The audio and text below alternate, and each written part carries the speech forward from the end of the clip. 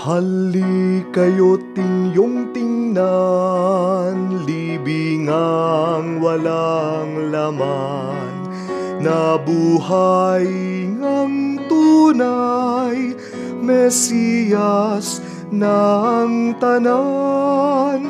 Alleluia, alleluia, alleluia.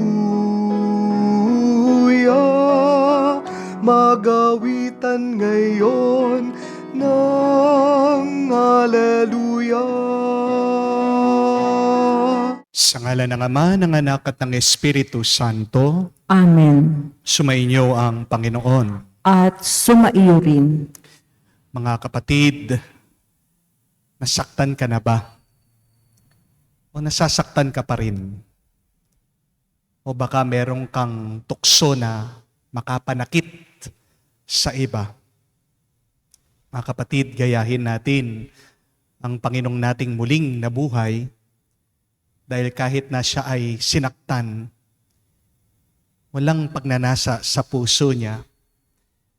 Nasaktan niya yung mga taong nakapanakit sa kanya.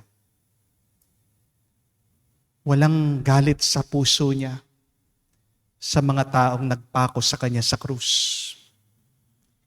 Hindi niya binalikan at nagbigay ng masama sa mga taong iniwan siya. Ang binigay ng ating Panginoon ay kapayapaan. Mga kapatid, kung man sinaktan ka ng iba, alisin mo sa puso mo ang pagnanais na maghiganti. Naway ang salita ng Diyos ang magbigay sa iyo ng kabutihan sa iyong kalooban at naway manatili ang pagmamahal lang sa iyong puso. Sa napakaraming beses na kung saan pabalik-balik pa rin tayo, inaalala mga masakit na nakalipas, nakalimutan natin at totoong-totoo ang Diyos kasama natin at araw-araw meron tayong mga pagpapala at grasya na tinatanggap mula sa Kanya. Hilingin natin muli ang Kanyang awa, ang Kanyang pagpapatawad para tayo ay maging karapat dapat muling makatanggap sa Kanyang banal na katawan at dugo. Inaamin ko Sa makapangyarihang Diyos at sa inyo, mga kapatid, na lubha akong nagkasala sa isip, sa salita, sa gawa, at sa aking pagkukulang. Kaya isinasamo ko sa mahal na Birheng Maria, sa lahat ng mga anghel at mga banal, at sa inyo, mga kapatid, na ako'y ipanalangin sa Panginoong ating Diyos. kaawaan tayo na makapangyarihang Diyos.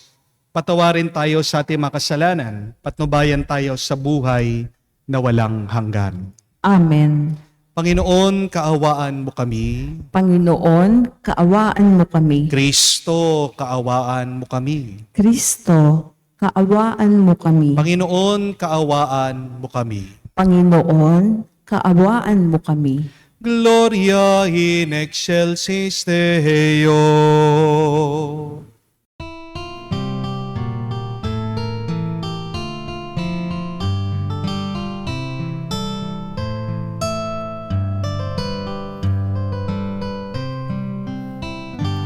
Luwalhati sa Diyos sa kaitaasan,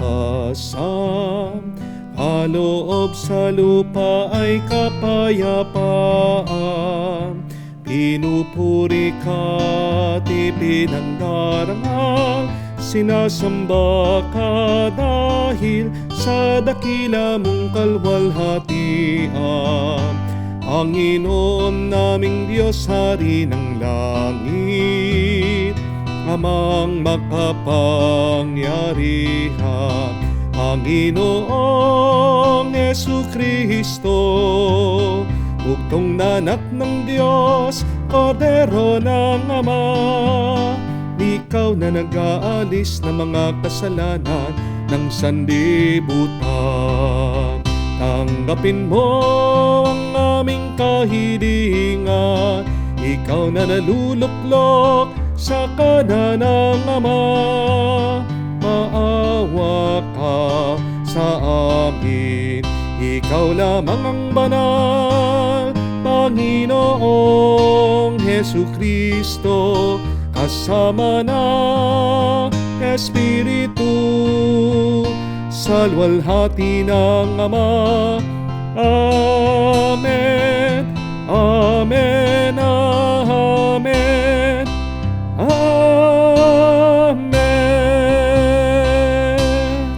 Manalangin tayo.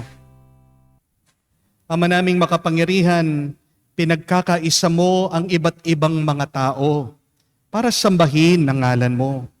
Sa mga isinilang na muli sa tubig ng binyag, ay magkaisa nawa sa pananalig at pagkamakatapat. Sa pamamagitan ni Jesucristo, kasama ng Espiritu Santo, magpa sa walang hanggan. Amen.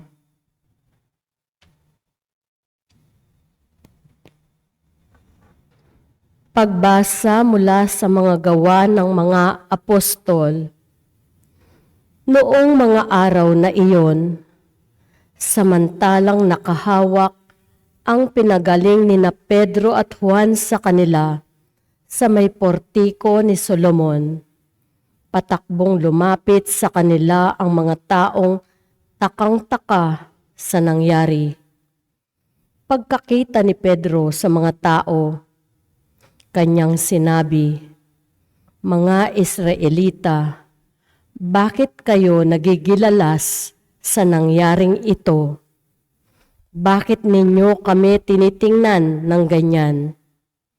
Akala ba ninyo'y napalakad namin siya sa pamamagitan ng sarili naming kapangyarihan o kaya'y dahil sa aming kabanalan? Ang Diyos ni na Abraham, Isaac at Jacob, ang Diyos ng ating mga ninuno, ang nagbigay ng pinakamataas na karangalan sa kanyang lingkod na si Jesus. Ngunit siya'y ibinigay ninyo sa may kapangyarihan at itinakwil sa harapan ni Pilato, gayong ipinasya na nitong palayain siya. Itinakwil ninyo ang banal at matuwid, at isang mamamatay tao ang hiniling ninyong palayain. Pinatay ninyo ang pinagmumulan ng buhay, ngunit siya'y muling binuhay ng Diyos, at saksi kami sa bagay na ito. Ang kapangyarihan ng pangalan ni Jesus ang nagpagaling sa lalaking ito. Nangyari ito dahil sa pananalig sa kanyang pangalan. Ang pananalig kay Jesus ang lubusang nagpagaling sa kanya, tulad ng inyong nakikita. At ngayon, mga kapatid, batid kung hindi ninyo nalalaman ang inyong ginawa, gayon din ang inyong mga pinuno. Ngunit sa ginawa ninyo'y natupad ang malaon ng ipinahayag ng Diyos sa pamamagitan ng mga propeta na ang Kristo'y kailangang magbata. Kaya't magsisi kayo at magbalik loob sa Diyos upang pawiin niya ang inyong mga kasalanan at bigyan kayo ng kaunting panahon ng pamamahinga. At susuguin niya si Jesus, ang Mesiyas na hinirang niya para sa inyo. Siya'y dapat munang manatili sa langit hanggang sa dumating ang panahon ng pagbabago ng lahat ng bagay, ayon sa ipinahayag ng Diyos sa pamamagitan ng kanyang mga banal na propeta mula pa nung una. Sinabi ni Moises, "Ang Panginoong inyong Diyos ay pipili ng isa ninyong kalahi at gagawing propetang tulad ko. Pakinggan ninyo ang lahat ng sasabihin niya sa inyo, at lahat ng hindi makikinig sa propetang yaon ay hihiwalay sa bayan ng Diyos at lilipulin. Nagpahayag din ng tungkol sa mga araw na ito ang mga propeta mula kay Samuel at lahat ng sumunod sa kanya. Ang mga pangako ng Diyos sa pamamagitan ng mga propeta ay para sa inyo, at kasali kayo sa tipang ginawa ng Diyos at ng inyong mga ninuno, ng kanyang sabihin kay Abraham, pagpapalain ko ang lahat ng angkan sa daigdig sa pamamagitan ng iyong lipi. Kaya't hinirang ng Diyos ang kanyang lingkod, at siya'y unang sinugo sa inyo upang pagpalain kayo at tulungang tumalikod sa inyong masasamang pamumuhay. Ang salita ng Diyos. Salamat sa Diyos. Maningning ang iyong ngalan poon sa sangkalupaan. Maningning ang iyong ngalan poon sa sangkalupaan. Ikaw, o poon, Panginoon namin, laganap sa lupa ang iyong lumingning. Ano nga ang tao upang iyong alalahanin? Ay ano nga siya na sukat mong kalingain? Maningning ang iyong ngalan poon sa sangkalupaan. Nilikha mo siya na halos kapantay ng iyong lumingning at kadakilaan. Pinamahala mo sa buong daigdig, sa lahat ng bagay, malakit maliit. Maningning ang iyong ngalan poon sa sangkalupaan. Mga bakat tupa, hayop na mabangis, at lahat ng ibong nasa himpapawid, at maging sa isda sa ilalim ng tubig. Maningning ang iyong ngalan poon sa sangkalupaan.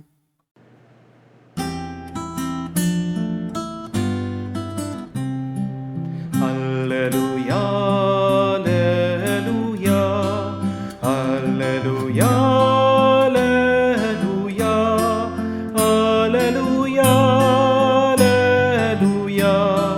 alleluia, alleluia, alleluia, alleluia, alleluia, alleluia. Araw ngayong gawa ng Diyos, magdiwang tayo ng lubos, purihin ang manunubos, Sumainyo ang Panginoon. at sumaiyo rin. Ang mabuting balita ng Panginoon ayon kay San Lucas. Papuri sa iyo, Panginoon. Nung panong yun, samantalang sinasalaysay ng mga alagad ni Jesus ang nangyari sa daan at kung paano nila siya nakilala nang paghati-hatian niya ang tinapay, si Jesus ay tumayo sa gitna nila. Sumainyo ang kapayapaan, sabi niya sa kanila. Ngunit nagulat sila at natakot sapagkat akala nila ay multo ang nasa harapan nila. Kaya't sinabi ni Jesus sa kanila, ano't kayo'y nagugulumihanan? Bakit nag-aalinlangan pa kayo? Tingnan ninyo ang aking kamay at paa. Ako nga ito. Hipuin ninyo ako at pagmasdan. Ang multo'y walang laman at buto, ngunit ako'y mayroon. Tulad ng nakikita ninyo. At pagkasabi nito, pinakita niya sa kanila ang kanyang mga kamay at mga paa. Nang hindi pa rin sila makapaniwala dahil sa malaking galak at pagkamangha, tinanong sila ni Jesus, may makakain ba kayo riyan? Siya'y binigyan nila ng kaputol na isang isdang inihaw. Kinuha niya ito at kinain sa harapan nila. Pagkatapos, sinabi sa mga alagad, ito ang tinutukoy ko nang sabihin ko sa inyo nung kasama-sama pa ninyo ako. Dapat matupad ang lahat ng nasusulat tungkol sa akin sa kautusan ni Moises, sa mga aklat ng mga propeta, sa mga aklat ng awit. At binuksan niya ang kanilang pag-iisip upang maunawaan nila ang mga kasulatan. Sinabi niya sa kanila, ganito ang nasusulat, kinakailangan magbata ng hirap at mamatay ang Mesiyas at muling mabuhay sa ikatlong araw. Sa kanyang pangalan, ang pagsisisi at kapatawaran ng mga kasalanan ay dapat ipangaral sa lahat ng bansa. Magmula sa Jerusalem, kayo ang mga saksi sa mga bagay na ito. Mga kapatid, ang mabuting balita ng ating Panginoon. Pinupuri ka namin, Panginoong Hesu Kristo. Magandang araw po muli sa inyong lahat. Magandang araw po, Father. My dear friends, my dear brothers and sisters in the Lord, I want you to remember this very important lesson. You can't get healed in the place you got hurt. Ulitin ko po yon. You can't get healed in the place where you got hurt. Hindi ka gagaling sa lugar o sa mga tao na sinaktan ka.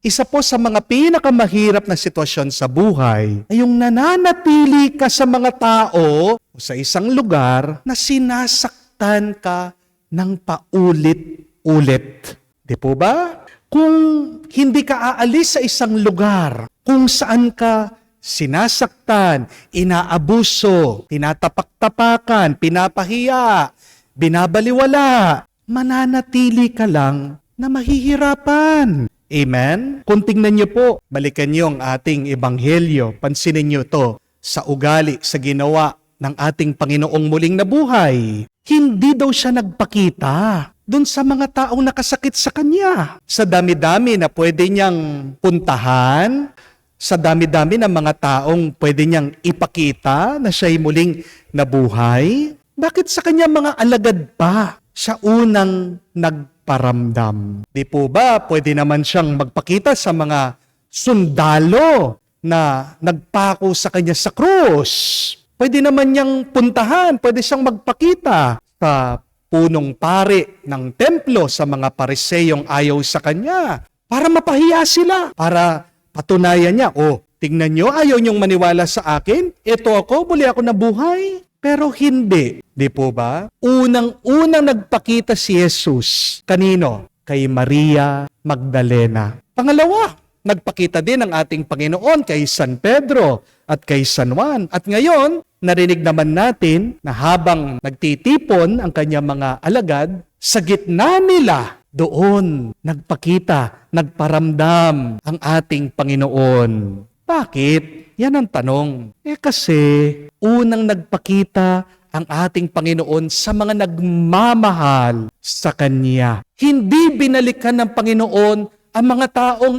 nakapanakit sa Kanya. Hindi pinuntahan o nilapitan ng Panginoon ang mga taong ayaw sa Kanya. Kahit na ipakita niyang muli siyang nabuhay, kahit na magmilagro siya sa harapan nila, dahil ayaw siya, hindi pa rin siya paniniwalaan. At kahit na magpakita siya, anong gagawin nila? Ikukulong muli siya. Sasaktan muli siya. Yan ang ugali nila eh. Hindi po ba? Yes, you can never control what hurts you, who breaks you. But you can control, you can choose how to move forward from your hurt, from your pain. Remember that. Kaya nga po, kung inaabuso ka ng asawa mo, hindi naman po masama ang umalis. Di po ba? Lumayo-layo ka, tao ka, baka mapatay ka pa niya. Amen? Kung binubugbog ka ng boss mo dahil hindi mo nakukuha ang quota ng sales, kapatid, pumunta ka sa mga pulis, mag-report ka. Hindi makatarungan yan, hindi makatao yan. Kung binubuli ka ng mga kaklase mo, na mga kasama mo sa eskwela. Huwag ka naman maging sip-sip sa kanila para lang tanggapin ka. Lumipat ka na ng school. Maghanap ka ng mga ibang barkada. Hindi yung mga sinasaktan ka o binubuli ka. We cannot take so much pain in our life. My dear friends, learn to say, enough is enough. Alam ko din naman po, mahirap bumitiw. Mahirap magpatuloy. It is difficult to move on. Pero kapatid, hindi naman po lahat ng mga taong naging parte ng buhay nyo ay dapat kasama nyo sa tadhana nyo. Tandaan nyo po yan. Not because people have been part of your story, they should be part of your destiny. If people have hurt you, then learn to put a distance between you and them. Remember that pain is unavoidable, and yet suffering is always optional. Hindi mo naman kasalanan na sinasaktan ka ng iba eh. Pero ang kasalanan ay yung nagpapaabuso ka. Yung kasalanan mo, alam mo na masama ang ugali nila, na masama ang gawa nila, na wala ka pa rin ginagawa, na hindi ka umiiwas. Yan ang kasalanan mo, kapatid. Kaya lalo kang nagdudusa. Kapag nananatili ka sa mga taong nakakasakit sa iyo, lalo ka lang mas mahihirapan na maghilom. Hindi ka gagaling, hindi ka lalakas, hindi ka bubuti, at lalo pang lalala, gagrabe ang pagdurusa mo sa buhay. Kapatid, lumapit ka lang, kumapit ka lang sa mga nagpapalakas sa iyo, sa mga nagpapabuti sa iyo. Balikan niyo po ang unang pagbasa, napakaganda. Pagkatapos daw po mapagaling ni San Pedro, itong taong paralitiko, pagkatapos siyang napalakad, napatayo, napakaganda po ng larawan na ito. Sabi, nakakapit daw itong taong may sakit na biglang gumaling sa kanya. That paralytic that got healed, hold on to him. While St. Peter was preaching to the people, ayaw siyang bitawan. Ayaw siyang iwanan. Kasi alam ng taong yun, itong taong ito ang nagpagaling sa akin, siyang magpapalakas sa akin. Kaya napakahalaga po, tanong natin ito. Who are those people in your life that make you better? Please, focus on them. Hold on to them. Appreciate them. And please, also avoid people who make you bitter. Kaya masakit ang loob mo. Kasi palagi kang nakalapit, tinitignan mo, pinapansin mo, iniisip mo. Yung mga taong nakakasakit ng loob mo. Alam ko po, gustong maghiganti ng iba sa inyo.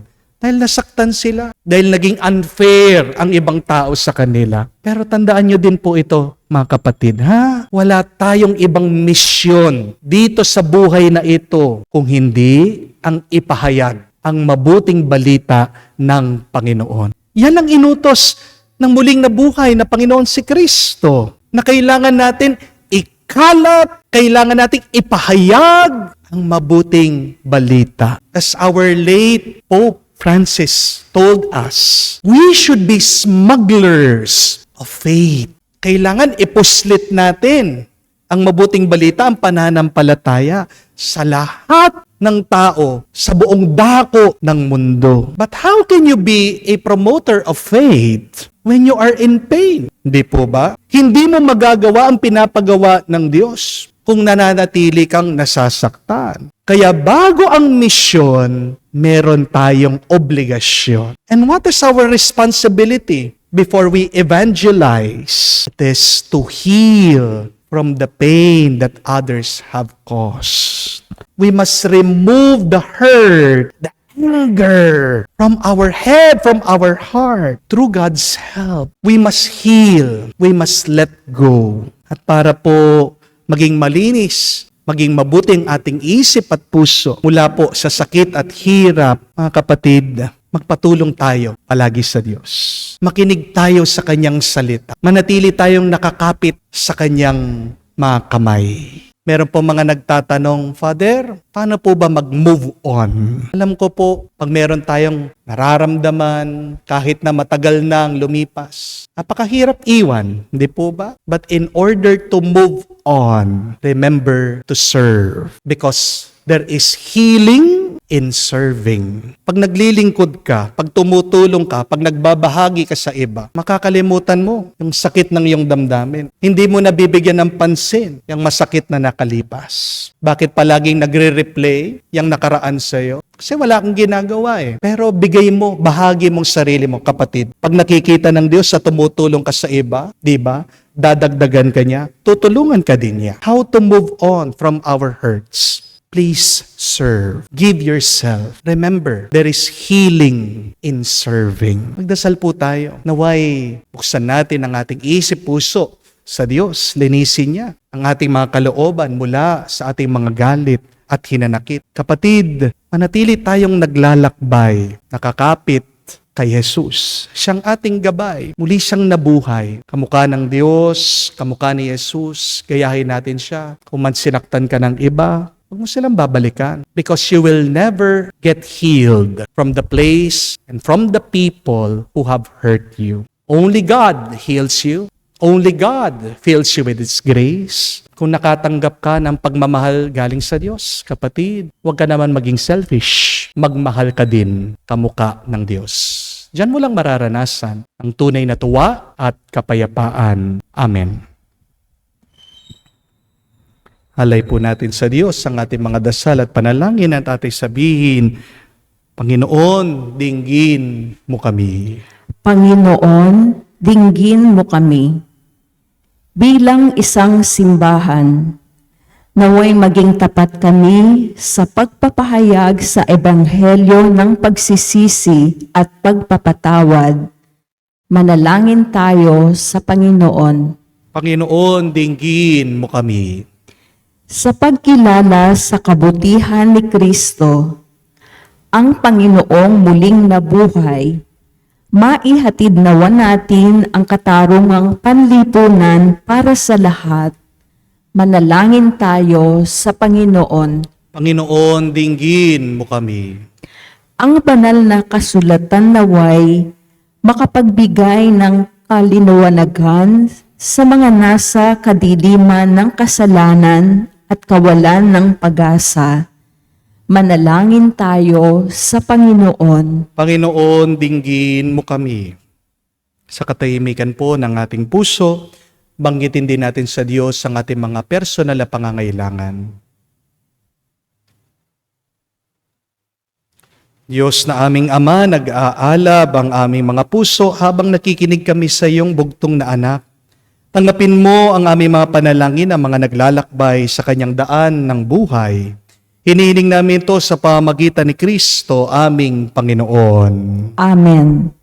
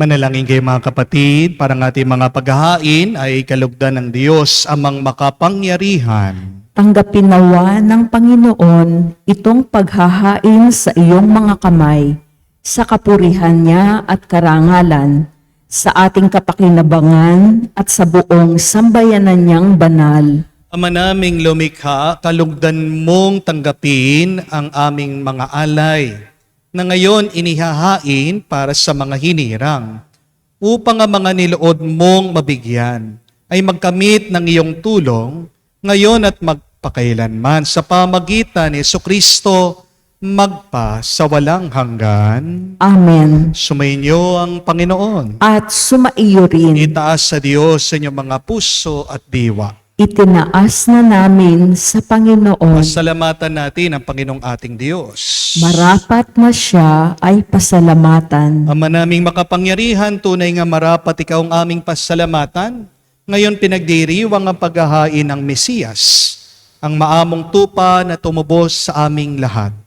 Naghahaing walang humpay ang anak mong minamahal upang magkakasalo-salo ang tanan.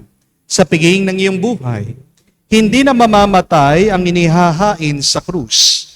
Ang sa krus pinakoy buhay lagi bilang handog. Kaya kaisa na mga anghel, nagsisiawit ng papuri sa iyo na walang humpay sa kalangitan, kami nagbubunyi sa iyong kadakilaan.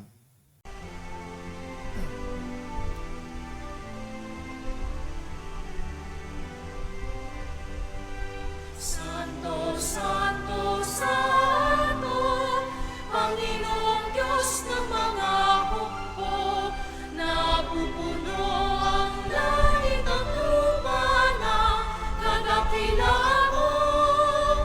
Hosana, Hosana, sa kaitaasan, pinagpala ang naparirito.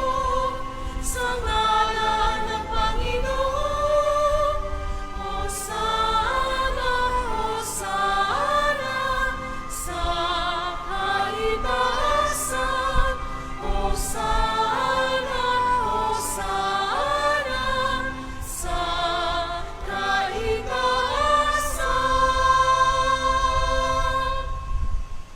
Ama naming banal, ikaw ang bukal ng tanang kabanalan, kaya't sa pamagitan ng iyong Espiritu, gawin mong banal ang mga kaloob na ito, upang para sa amin maging katawan at dugo ng aming Panginoong Heso Kristo.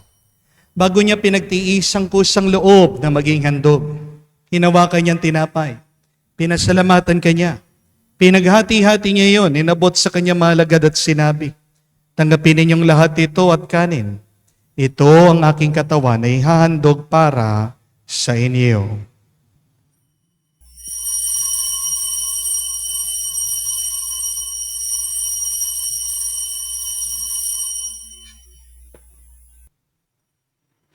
Gayon din naman nung matapos ang hapunan, hinawakan niya ang kalis, muli kanyang pinasalamatan.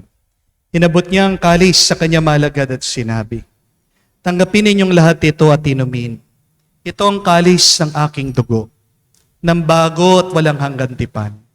Ang aking dugo na ibubuhos para sa inyo at para sa lahat, sa ipagpapatawad ng mga kasalanan. Gawin ninyo ito sa pag-alaala sa akin.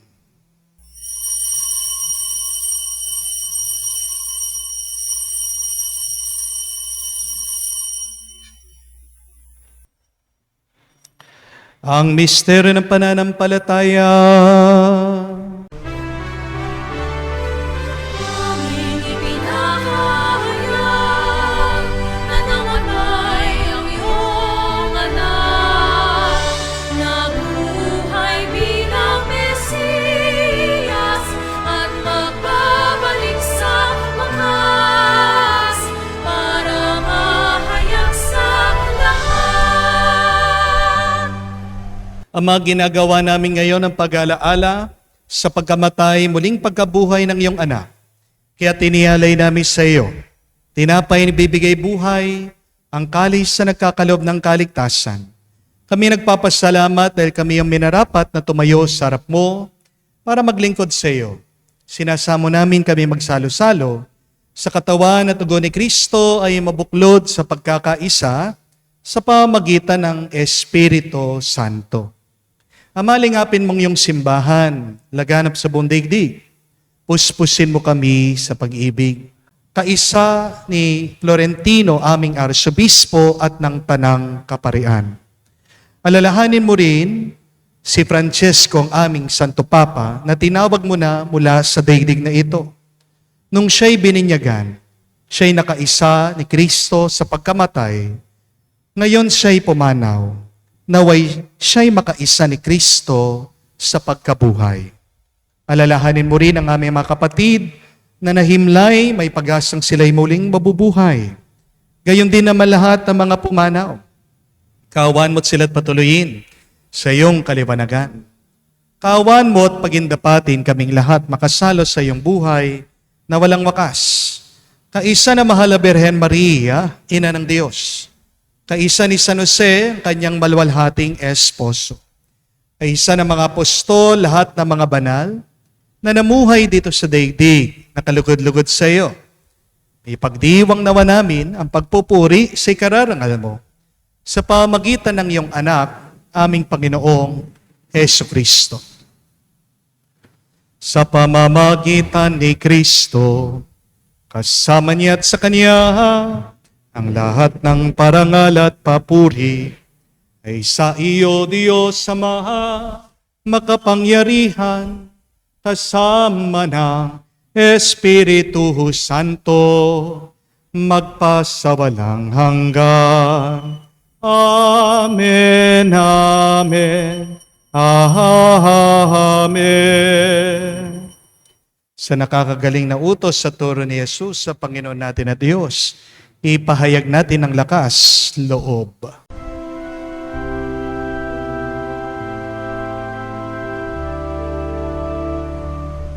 Ama namin, sumasalangit ka, sambahin ang ngalan mo, mapasa amin ang kaharian mo, sundin ang loob mo dito sa lupa para nang sa langit. Bigyan mo kami ngayon ng aming kakanin sa araw-araw, at patawarin mo kami sa aming mga sala para ng pagpapatawad namin sa nagkakasala sa amin. At huwag mo kami ipahintulot sa tukso, at iadya mo kami sa lahat ng masama. Hinihiling namin kami, Adya, sa lahat ng masama, pagkalooban ng kapayapaan araw-araw. Ligtas sa kasalanan, ilayo sa lahat ng kapahamakan. Samantalang aming pinanabikan ang dakilang araw ng pagpapahayag ng tagapagligtas naming si Heso Kristo. Sapagkat iyo ang kaharian at ang kapangyarihan at ang kapurihan magpakailanman. Amen. Panginoong Heso Kristo, sinabi mo sa mga apostol, kapayapaan ang iniiwan ko sa inyo, ang aking kapayapaan binibigay ko sa inyo. Tungayan mo ang aming pananampalataya, huwag ang aming pagkakasala. Pagkalooban mo kami ng pagkakaisa ayon sa iyong kalooban. Pagkalooban mo kami ng kapayapaan at pagkakaisa ayon sa iyong kalooban. Kasama ng Espiritu Santo magpa sa walang hanggan. Amen. Kapayapaan ng Panginoon ay laging sumainyo. At sumaiyo rin. Magbigayan po tayo ng kapayapaan sa bawat isa. Peace with you po. Kapayapaan po sa inyong lahat.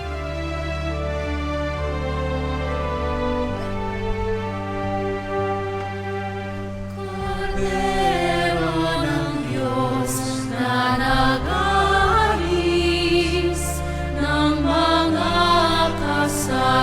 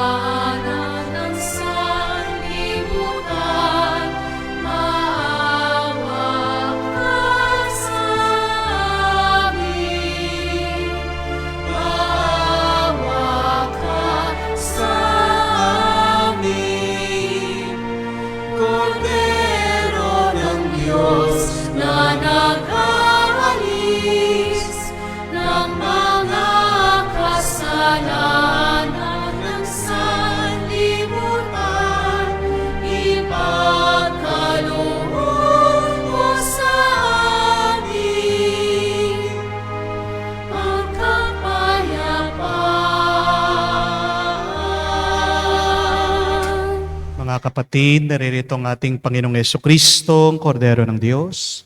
Siya nag-aalis sa mga kasalanan ng sanlibutan. Mapalad tayong lumalapit sa piging ng Kordero. Panginoon, hindi ako karapat-dapat na magpatuloy sa iyo, ngunit sa isang salita mo lamang ay gagaling na ako.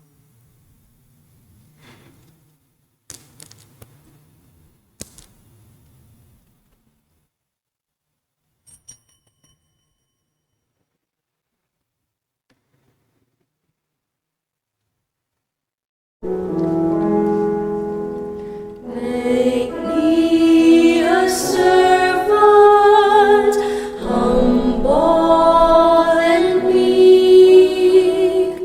Lord, let me lift up those who are weak, and make the prayer of my heart always be.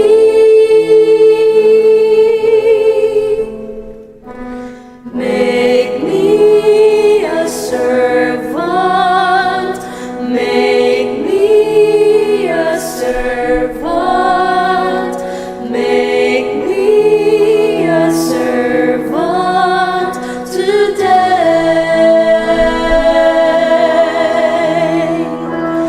Make me a servant, humble and weak. Lord, let me lift up those who are weak, and make the prayer of my heart always be.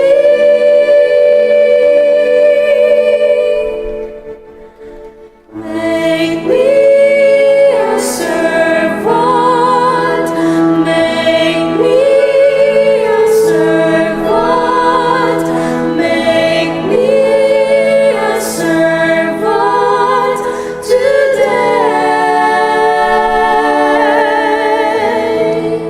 Manalangin tayo. Ama naming mapagmahal, ang aming mga pagluhog ay iyong pakinggan para sa mga pagkakamit ng iyong tulong sa amin araw-araw. At para sa pagkakaloob ng ligayang walang katapusan na pawang dinudulot ng banal na pakikinabang sa pagdiriwang ng pagpapalitan ng iyong bigay at aming alay sa pamagitan ni Yesukristo kasama ng Espiritu Santo magpa sa walang hanggan. Amen. Ang taong may sakit, hindi agad gagaling kung malungkot. Di po ba?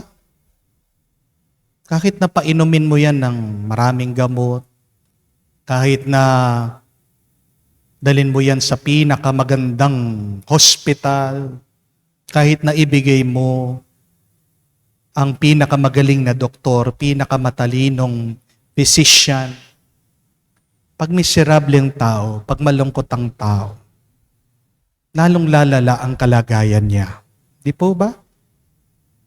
So, as I have said, we cannot control who hurts us, but we can control how to move forward.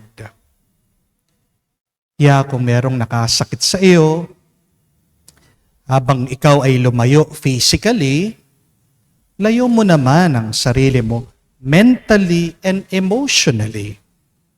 Pero sa paglayo mo, lumapit ka dun sa mga taong nagmamahal sa'yo, sa mga taong nagpapabuti sa'yo, sa mga taong nagpapasaya sa'yo.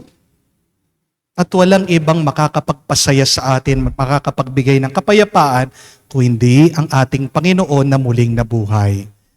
Kita nyo na, kahit na may sugat ang ating Panginoon, ang unang salita na kanyang sinabi, kapayapaan. Do you want peace in your life? Then, please, avoid those bitter people who have hurt you, and go back to the Lord, the resurrected Christ. Receive His peace. there is also healing in serving. Gusto mong maging masaya? Magpasaya ka sa iba. Kaya mo naman. Ang problema lang ay hindi mo lang pinipili. Yan ang problema natin. Dahil tayo na trauma, minsan ang pinipili natin balik-balikan, yung karanasan, yung lugar, yung tao na nakasakit sa atin.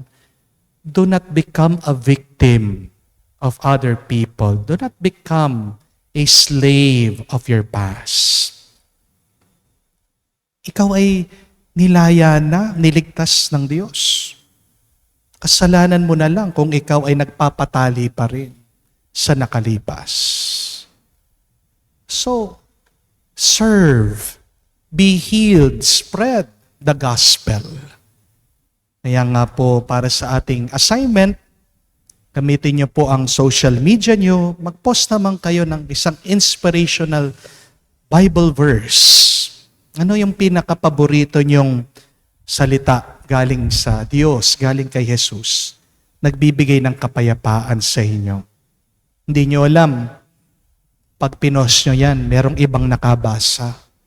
Nangangailangan din ng inspiration, ng tulong, ng pagpapasaya ngayong araw. We remember Pope Francis, sabi niya, be smugglers of faith. Puslit natin, palaganap natin, pahayag natin ang mabuting balita at ikalat natin na may tuwa. Bakit tayo masaya?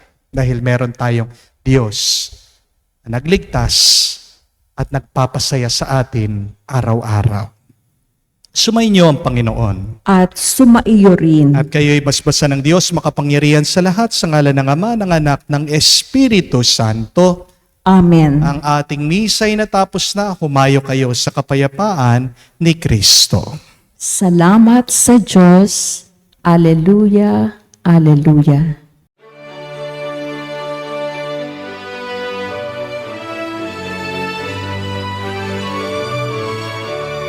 Si Jesus ngayon'y nabuhay,